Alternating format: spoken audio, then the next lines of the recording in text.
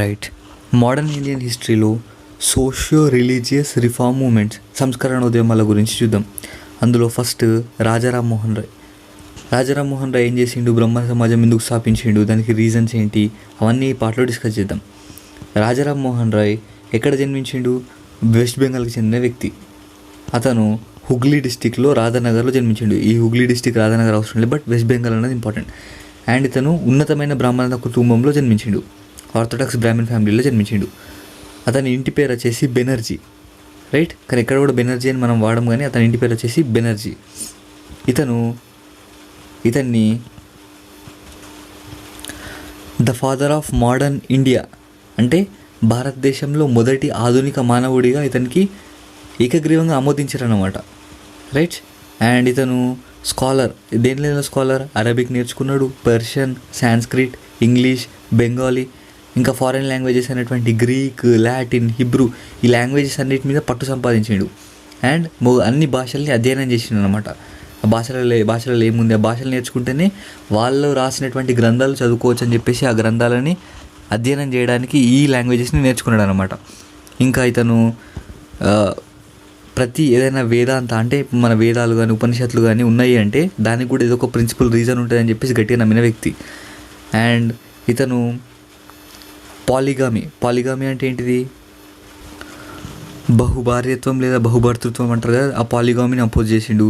కులీనిజం అంటే ఎక్కువ స్టేటస్ గల అబ్బాయిని తక్కువ స్టేటస్ గల అమ్మాయి పెళ్లి చేసుకోవడం, కులం, ఎక్కువ కులం అమ్మాయిని తక్కువ కులం అబ్బాయి పెళ్లి చేసుకోవడం, ఈ కులీనిజం అంటారు.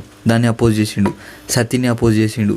ఇలాంటి ఇంకా స్త్రీలకి ఆస్తి హక్కులు ఇవ్వకుండా ఉంటారు చూసారా, దాన్ని అపోజ్ చేసిండు. ఇలా అన్నీ అపోజ్ చేసుకుంటూ వచ్చిండు అనమాట. అండ్ ఇతను మోనోథిజంకి బాగా ఇన్ఫ్లుయెన్స్ అయ్యింది అనమాట. ఎందుకు ఇన్ఫ్లుయెన్స్ అయ్యిండు అంటే ఏకేశ్వరోపాసన, ఒకే దేవతని లేదా ఒకే దేవుణ్ణి ఆరాధించాలి. అలాంటి ఏకేశ్వరోపాసన ఉన్నటువంటి ఇస్లాంకి, సూఫిజంకి, ఈ రెండింటికి ఎక్కువగా మొగ్గు చూపిండు. రైట్. అంటే ఇతనికి ఐడల్ వర్షిప్ అన్నది ఉండద్దు, ఒక దేవతారాధన అంటే ఇతనికి నచ్చది. సో వాటికి ఇన్ఫ్లుయెన్స్ అయ్యింది అనమాట.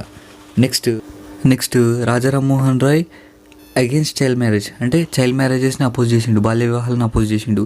Rigidity of the caste system అంటే సమాజాన్ని ఆధారంగా చేసుకొని క్యాస్ట్ సిస్టమ్ కూడా ఎప్పటికప్పుడు మారాలి అని చెప్పేసి నమ్మిన వ్యక్తి. అండ్ ఇతను ఏం చెప్తాడు అంటే equal rights of men and ఉమెన్కి మెన్కి ఈక్వల్ రైట్స్ ఉండాలి అని చెప్పేసి చెప్తాడు. అండ్ ఈస్ట్ ఇండియా కంపెనీ తోటి 10 years వర్క్ చేసిండు. ఎప్పటి నుంచి ఎప్పటిదాకా 1803 to 1814 దాకా పనిచేసిండు. అండ్ పెర్షియన్లో ఒక గ్రంథం రాసిండు, పెర్షియన్ భాషలో. 1805లో పెర్షియన్లో తుహ్ఫత్ ఉల్ ముహవద్దీన్ అని చెప్పేసి ఒక గ్రంథం రాసిండు. అండ్ ఇంకా ఇది తుహ్ఫత్ ఉల్ ముహవద్దీన్ అని చెప్పేసి ఒక ఫిలాసఫికల్ వర్క్, అంటే సమాజం గురించి కానీ ఒక వ్యక్తిత్వం గురించి కానీ డిస్కస్ చేసేది ఏంటంటే తుహ్ఫత్ ఉల్ ముహవద్దీన్. ఎందులో రాసిండు? పర్షియన్లో రాసిండు. అండ్ ఇంకా పెర్షియన్లో చాలా రాసిండు, ఇంకొకటి రాసినట్టు అంత ఇంపార్టెంట్ కాదు. రాజారాం మోహన్ రాయ్ 1815లో ఆత్మీయ సభను ఏర్పాటు చేస్తాడు. రైట్. ఈ ఆత్మీయ సభనే తర్వాత బ్రహ్మ సమాజంగా మారుతుంది. అండ్ హిందూ కాలేజ్ని స్థాపిస్తాడు. ఇంకా ఒక బుక్ రాస్తాడు, ఇది ఇంపార్టెంట్. 1820లో Rajaram Mohan Roy precepts of Jesus అని చెప్పేసి ఒక బుక్ రాస్తాడు. Precepts of Jesus, the guide to peace and happiness. Right.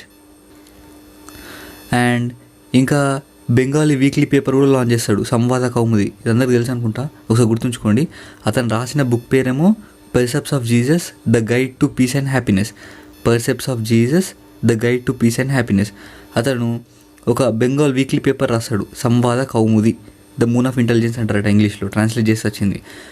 And ఈ సంవాద కౌముది ఏదైతే ఉందో అది this was the first Indian news paper edited, published and managed by Indians. అంటే ఈ సంవాద కౌముది అనే న్యూస్ పేపరు భారతీయులచే ప్రథమంగా ఎడిట్ చేయబడింది, పబ్లిష్ చేయబడింది, మేనేజ్ చేయబడింది. ప్రచురించబడింది అది, మేనేజ్ చేయబడింది అది, దాన్ని రాసింది అది, అంటే ఫస్ట్ అన్నమాట అది మన ఇండియాలో. రైట్. అండ్ ఇంకా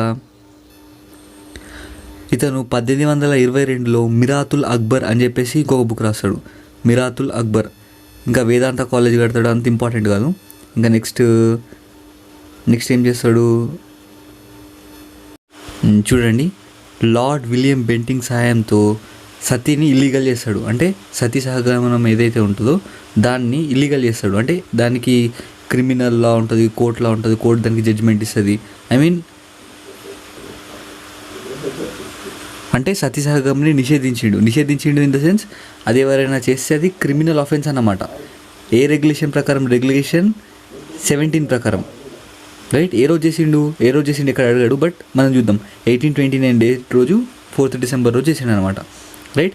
ఫస్ట్ ఇనిషియల్గా ఎక్కడ ఉంటుండే, అది ఓన్లీ బెంగాల్లో మాత్రమే నిషేధించారు. కానీ 1830 సంవత్సరం వచ్చేసరికి అది బాంబే ప్రెసిడెన్సీ, మద్రాస్ ప్రెసిడెన్సీలో కూడా అమలు చేశారు అనమాట, రైట్. ఇంకా నెక్స్ట్ 1830లో ముఘల్ ఎంపరర్ అక్బర్ షా టూ రాజారాం మోహన్ రాయ్కి రాజా అని చెప్పేసి ఒక బిరుదు ఇస్తాడు, రైట్. అప్పటి నుంచి అతని పేరు రాజా రామ్మోహన్ రాయ్ అవుతుంది. రాజాని బిరుదు ఎవరు ఇచ్చారు? ముఘల్ ఎంపరర్ అయినటువంటి అక్బర్ షా టూ ఇచ్చిండు, రైట్. అండ్ నెక్స్ట్ ఇంకా రాజా రామ్మోహన్ రాయ్ బ్రిస్టల్ అనే ఏరియాలో September 27, 1833 డే రోజు చనిపోతారు అనమాట, రైట్. ఇతన్ని సుభాష్ చంద్రబోస్ ఏమని పిలుస్తాడు అంటే, రాజా రామ్మోహన్ రాయ్ని Subhash Chandrabose ambassador of the age అని పిలుస్తాడు, రైట్. ఒకసారి ఫస్ట్ నుంచి మొత్తం చూద్దాం.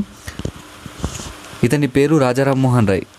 ఇతను ఏమేమి బుక్స్ రాసిండు? Gift to the monotheist, guide to precept and happiness, precept of Jesus అని చెప్పేసి 3 బుక్స్ రాసిండు. పత్రికలు కూడా 3 రాసిండు. సంవాద కౌముది బెంగాల్లో రాసిండు, మిరాతుల్ అక్బర్ పర్షియాలో రాసిండు, బంగదూత. ఇతను బ్రహ్మ సమాజాన్ని స్థాపించిండు. ఇతను భారత పునరుజ్జీవనోద్యమానికి పితామహుడు అని చెప్పేసి పిలుస్తారు. యుగకర్త, ప్రవక్త అని కూడా పిలుస్తారు. ఇతను నవయుగ వైతాళికుడు అని కూడా పిలుస్తారు, రైట్. ఇతను ఉన్నతమైనటువంటి బ్రాహ్మణ కుటుంబంలో జన్మించాడని చెప్పేసి చెప్పుకున్నాం. ఇంకా బ్రహ్మ సమాజంకి ముందు పేరు ఆత్మీయ సభ అని చెప్పేసి, ఇంకా ఇతన్ని భారతదేశంలో మొట్టమొదటి ఆధునిక మానవుడు అని చెప్పేసి పిలుస్తారని చెప్పుకున్నాం. ఇతను బెంగాలీ, అరబ్బీ, పర్షియన్, సంస్కృతం, ఇంగ్లీష్ అని చెప్పేసి అన్ని గ్రంథాలు అధ్యయనం చేసిండు. ఇంకా ఫారెన్ లాంగ్వేజెస్ అయినటువంటి ఇంగ్లీష్, ఫ్రెంచ్, గ్రీక్ని కూడా అధ్యయనం చేసిందని చెప్పుకున్నాం. విగ్రహారాధనని వ్యతిరేకించిండు. ఇంకా హిందూ మతాన్ని శుద్ధి చేయడానికి బ్రహ్మ సమాజాన్ని స్థాపించిండు. ఇంకా స్త్రీ జననోద్ధారానికి పాటుపడ్డాడు. వారసత్వ హక్కు, సంపద హక్కు మహిళలకు కూడా ఉంటుందని చెప్పిండు. సతీ సహగమనాన్ని వ్యతిరేకించిండు. ఇంకేం చేసిండు, రైట్. ఢిల్లీ సెకండ్ అక్బర్ ఇతనికి రాజా అని చెప్పేసి ఒక బిరుదు ఇచ్చిండు. ఇంగ్లాండ్లో బ్రిస్టల్ అనే నగరంలో ఇతను మరణించిండు, రైట్. నెక్స్ట్ కంటిన్యూ చేద్దాం, రైట్. Thank you.